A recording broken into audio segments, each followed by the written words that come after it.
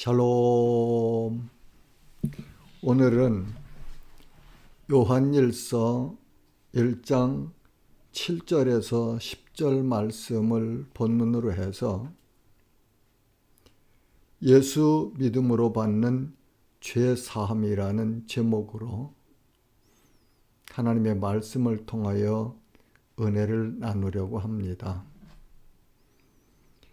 그가 빛 가운데 계신 것 같이 우리도 빛 가운데 행하면 우리가 서로 사귐이 있고 그 아들 예수의 피가 우리를 모든 죄에서 깨끗하게 하실 것이요.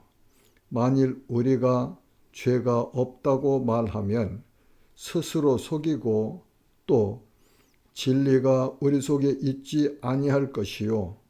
만일 우리가 우리 죄를 자백하면 그는 미쁘시고 의로우사 우리 죄를 사하시며 우리를 모든 불의에서 깨끗하게 하실 것이요. 만일 우리가 범죄하지 아니하였다 하면 하나님을 거짓말하는 이로 만드는 것이니 또한 그의 말씀이 우리 속에 있지 아니하니라. 모든 사람은 하나님 앞에 죄인입니다. 하나님을 부인하고 믿지 않는 것이 죄입니다. 사람이 높은 지위나 특별한 직분이나 부귀 또는 학문, 인품 등이 좋고 많이 소유했다고 해도 사람은 모두가 다 죄인이라고 성경이 말씀하십니다. 로마서 3장 23절은 모든 사람이 죄를 범하였음에 하나님의 영광에 이르지 못하더니 라고 말씀하셨지요. 그러므로 이 세상에 태어나는 모든 사람은 죄인으로 태어나서 죄인으로 살다가 죄의 형벌을 받게 됩니다. 이것이 모든 인간에게 지워진 운명입니다. 모든 사람은 죄로 인하여 사망에 이르렀고 사망이 모든 사람의 왕이 되었습니다. 하나님으로부터 분리되어 떠난 것이 사망입니다. 그래서 사람은 죄를 용서받아야 합니다. 죄를 용서받는 것을 죄사함이라고 말합니다. 죄사함을 누가 받아야 하나요? 모든 사람이 다 받았으면 좋겠습니다. 사람이 구원을 받으려면 반드시 하나님으로부터 죄를 용서받아야 합니다. 이 죄 용서함 받는 죄사함의 효력은 단 한 번으로 하나님께서 용서하시면 영원히 용서되어지는 그런 효력이 있는 죄사함입니다. 죄는 사람이 하나님 앞에서 지은 죄가 있고 또 사람들과의 관계에서 이웃에게 범하는 죄도 있습니다. 그러나 모든 죄가 하나님 앞에서 심판을 받게 됩니다.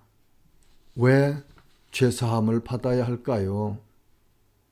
사람이 죄인의 신분으로는 하나님 앞에 나갈 수가 없습니다. 거룩하신 하나님의 영광 앞에 죄인의 신분으로 나갈 수 없습니다. 만일 죄인이 하나님 앞으로 나가면 하나님의 영광의 빛에 녹아 없어지고 말겠지요. 그러면 죄를 어떻게 사함받을 수 있을까요? 죄를 사함받으려면 스스로 자신이 죄인이라는 사실을 깨닫고 인정할 때만 용서받을 수 있습니다.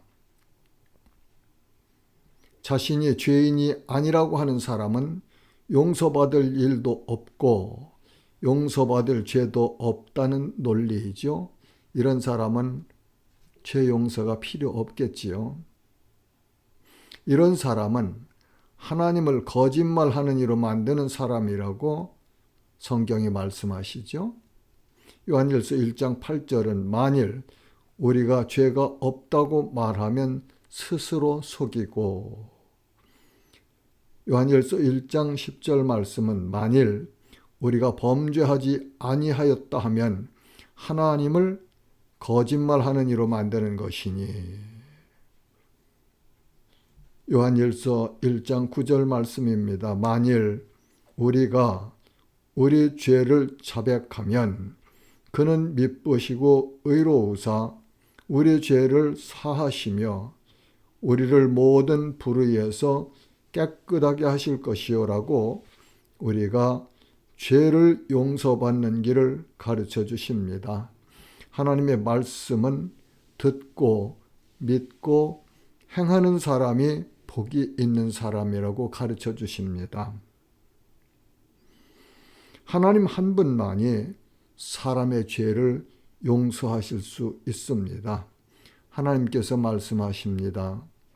이사야서 1장 18절 말씀은 여호와께서 말씀하시되 오라 우리가 서로 변론하자. 너희의 죄가 주홍 같을지라도 눈과 같이 휘어질 것이요 진홍같이 붉을지라도 양털같이 휘게 되리라고 말씀하셨습니다. 예수님께서 말씀하십니다. 마가복음 10장 45절은 나는 의인을 부르러 온 것이 아니요 죄인을 부르러 왔노라. 마태복음 20장 28절은 인자가 온 것은 자기 목숨을 많은 사람의 대속물로 주려 함이니라. 대속물이라는 것은 자기 죄가 아니고 다른 사람의 죄를 대신하여 하나님 앞에 속죄 제물이 되는 것을 의미하지요. 우리가 죄를 용서받는 유일한 길은 우리의 대속주 되신 예수 그리스도를 믿는 일입니다. 예수가 하나님의 독생자이신 것과 그분이 우리 죄를 하나님 앞에서 대신 속죄하시는 분이라는 사실을 믿을 때만 죄사함을 받을 수 있습니다. 이사야서 53장 5절에서 6절 말씀은 그가 찔림은 우리의 허물 때문이요 그가 상함은 우리의 죄악 때문이라.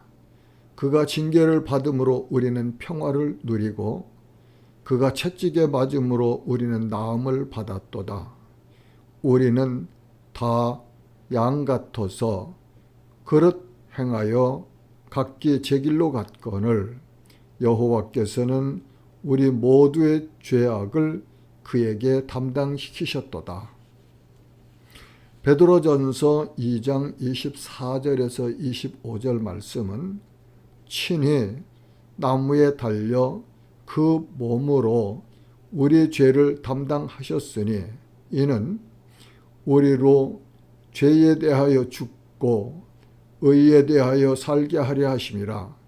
그가 채찍에 맞음으로 너희는 나음을 얻었나니 너희가 전에는 양과 같이 길을 잃었더니 이제는 너희 영혼의 목자와 감독 되신 이에게 돌아왔느니라. 이사야서 53장에 하신 말씀은 예수 그리스도께서 우리의 죄를 대신 지시고 하나님 앞에 형벌을 받으실 것을 예언한 말씀이었고, 베드로전서는 예수님께서 오셔서 십자가에 죽으시고 장사한 지 3일 만에 부활하시어 이 예언이 성취된 후에 증언하는 말씀입니다. 예수 그리스도를 주님으로 믿으면 죄를 용서함 받습니다.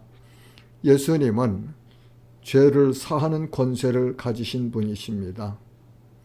그런 예수님은 자기를 구주로 믿는 자들의 죄를 대신 지시고 하나님 앞에서 속죄 제물로 죽으셨습니다. 그러므로 하나님과 예수 그리스도를 주님으로 믿는 자들은 하나님께서 죄를 용서해 주십니다. 예수님께서 십자가에 못 박혀 죽으시며 흘리신 보혈이 믿는 자들의 죄를 용서하는 능력이 되시고 권세가 있습니다. 히브리서 10장 19절 말씀은 그러므로 우리가 예수의 피를 힘입어 성소에 들어갈 담력을 얻었나니라고 말씀하시고, 베드로전서 1장 18절에서 19절 말씀은 너희가 알거니와 너희 조상이 물려준 헛된 행실에서 대속함을 받은 것은 은이나 금같이 없어질 것으로 된 것이 아니요 오직 흠없고 점없는 어린 양 같은 그리스도의 피로 된 것이니라. 요한일서 1장 7절은 그 아들의 피가 우리를 모든 죄에서 깨끗하게 하실 것이요 9절은 만일 우리가 우리 죄를 자백하면 그는 미쁘시고 의로우사 우리 죄를 사하시며 우리를 모든 불의에서 깨끗하게 하실 것이요 라고 말씀하십니다. 반복하여 말하고 싶습니다.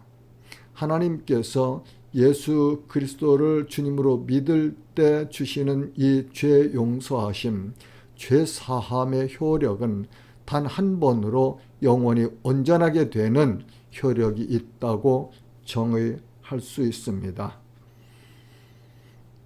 하나님만이 죄를 용서하는 심판자십니다. 사람은 자기와 관계된 자의 죄를 용서할 수 있습니다. 예수님께서도 우리가 우리에게 죄 지은 자를 사하여 준 것 같이 우리 죄를 사하여 주시옵고라고 기도를 가르쳐 주신 내용 속에 포함되어 있지요. 그러나 사람이 하나님 앞에서 지은 죄는 하나님 한 분만이 용서하실 수 있습니다. 사람이 그 어떤 직분이나 위치에 있을지라도 사람은 하나님께서 용서하셔야 할 죄를 용서할 수는 없습니다. 사랑하는 지체 여러분, 우리 모두는 하나님 앞에서 자신이 죄인인 것을 인정해야 합니다. 그리고 그 죄를 슬퍼하며 죄된 길에서 돌아서야 합니다. 이것이 하나님으로부터 죄를 용서받는 회개입니다. 하나님께 죄를 용서받지 않은 사람은 절대로 천국에 들어가지 못합니다. 이 죄사함의 과정을 거친 사람만이 하나님의 나라에 들어갈 수 있습니다. 이 사람들이 성도입니다. 성도들은 그리스도 안에 있는 사람들입니다. 물론 여러분들은 이 과정을 거쳤으리라고 믿고 싶습니다. 기독교는 세상의 재물이나 권세나 명예만을 얻게 하는 진리가 아닙니다. 기독교는 죄인이 하나님 앞에서 죄를 용서받고 하나님의 자녀가 되게 하는 생명길로 인도하는 진리입니다. 우리 모두가 하나님 앞에서 죄를 용서받아 하나님의 자녀가 된 성도이시기를 간절히 소망합니다. 샬롬.